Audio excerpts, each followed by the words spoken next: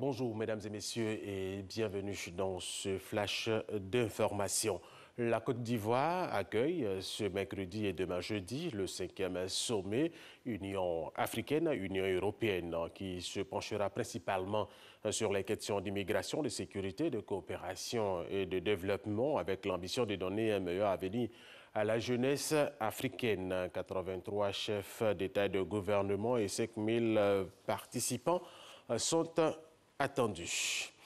Plusieurs présidents et chefs de gouvernement ont effectué le déplacement, entre autres le roi du Maroc, Mohamed VI, le président comorien Zali Assoumani, le premier ministre de la Libye, le président de l'Union africaine, le président de la Guinée Alpha Condé, le président angolais, du Niger Mahamadou Issoufou, de la Tunisie Béji Saïd El-Sepsi, de l'Afrique du Sud Jacob Zuma, du Cameroun Paul Biya, du Nigeria Muhammadu Buhari, du Mali Ibrahim Boubacar Keïta, de la Guinée équatoriale Teodoro Obiang, du Sénégal Macky Sall, de la RDC le président Kabila, le premier ministre néerlandais, de Luxembourg, de la Belgique Charles Michel.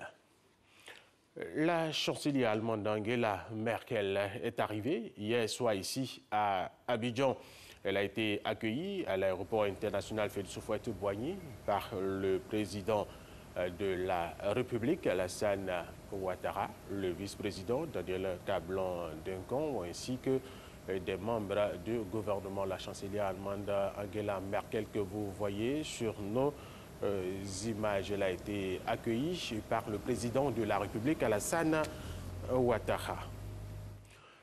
Le président français Emmanuel Macron arrive ce mercredi ici à Abidjan pour prendre part à ce sommet. Mais hier, il était à l'université de Ouagadougou au Burkina Faso. Il a échangé avec les étudiants burkinabés, des échanges très animés sur le fond et sur la forme également. Le franc-parler était au rendez-vous. L'on parle même de rupture de partenariat avant son arrivée à Abidjan. Il va inaugurer la grande centrale solaire du continent africain aux côtés de son homologue burkinabé, Rochma Christian Kaboré, qui arrive également aujourd'hui ici à Abidjan.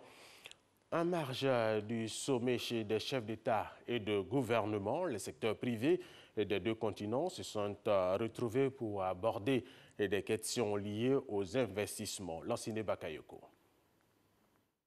Réduire la bureaucratie et les risques financiers, créer les infrastructures, améliorer le climat des affaires et surtout mobiliser les financements en direction de l'Afrique. Ce sont là les principales recommandations du Forum des affaires UE-Afrique, prélude au grand sommet euro-africain. Des actions de coopération et non de charité. Notre initiative s'inscrit dans le cadre d'un partenariat dynamique entre l'Union européenne et l'Afrique. Elle devrait déboucher sur un environnement propice aux investissements privés. Des investissements qui doivent promouvoir les jeunes et autonomiser les femmes. Sur la mobilisation des ressources, la Commission de l'Union européenne a mis un point d'honneur sur le plan d'investissement extérieur PIE. S'appuyant sur une garantie de 1000 milliards de francs CFA, ce plan vise à améliorer les flux d'investissement vers l'Afrique et à optimiser la création d'emplois. Au niveau des Africains, ce sont des signaux plutôt encourageants. Le forum nous a permis de confirmer l'avenir prometteur du partenariat économique stratégique entre l'Union européenne et l'Afrique. Sur ce fondement, une politique volontariste et ambitieuse d'industrialisation est nécessaire pour favoriser une transformation structurelle des économies africaines et générer plus de valeur ajoutée et d'emplois en faveur de notre jeunesse.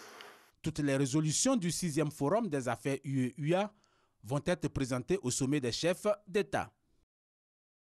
He for she, entendez, lui pour elle. Il s'agit d'un concept en vue de la lutte pour l'égalité des sexes. La Côte d'Ivoire y adhère pleinement. Le lancement de cette campagne a fait l'objet d'une cérémonie hier mardi au palais présidentiel en présence du président de la République Alassane Ouattara, du vice-président ivoirien Daniel Kablan-Duncan, du premier ministre Amadou Coulibaly, ainsi que des membres du gouvernement. Pour le chef de l'État, le développement de la Côte d'Ivoire se fera avec les hommes et les femmes, d'où son engagement à faire la promotion du genre.